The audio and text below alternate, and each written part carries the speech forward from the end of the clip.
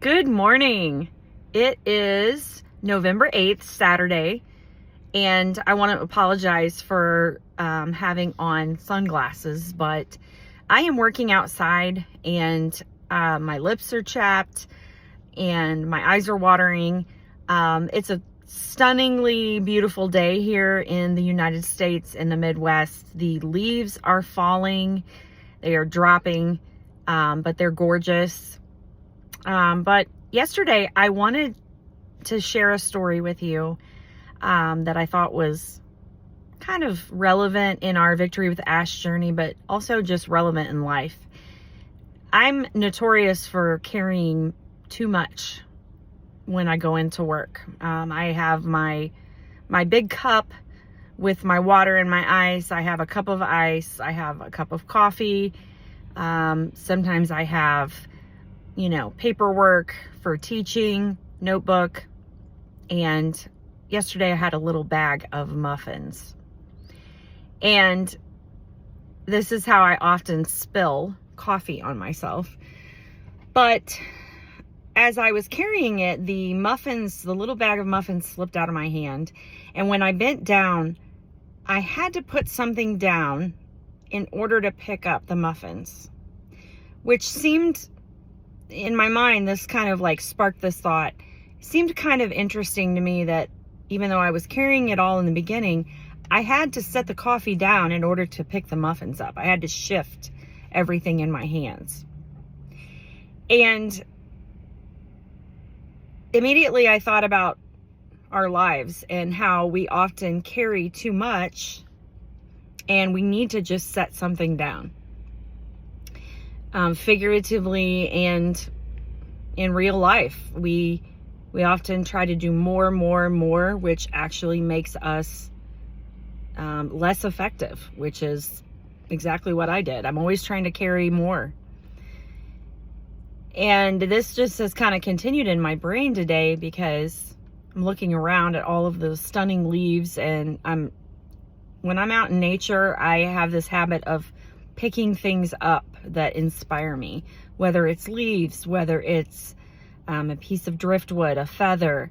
And I can think of so many times when I've been on a little walk and I didn't have any kind of bag or anything with me, and I just keep picking things up, and then eventually, my hands are full, my pockets are full. And if I see something that is more interesting, I often have to make a choice to put something else down. And I think that's what we have to do a lot of times in life. We have to make a choice to put something down or to drop something that's maybe not necessarily bad. It might be something that's good, but we have to let go of it to achieve or to welcome something even better into our lives. And Victory with Ash is one of those things that, is going to better our lives. Maybe you need to put something down. More is not always more. Being choosy and being selective is important for your life, for your home, for just everything.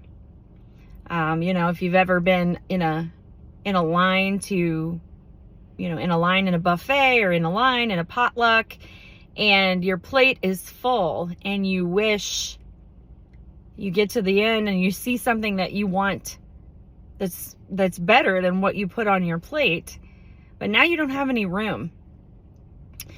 So I want to ask you to think about what is it in your life that you need to let go of in order to make room for something that's better.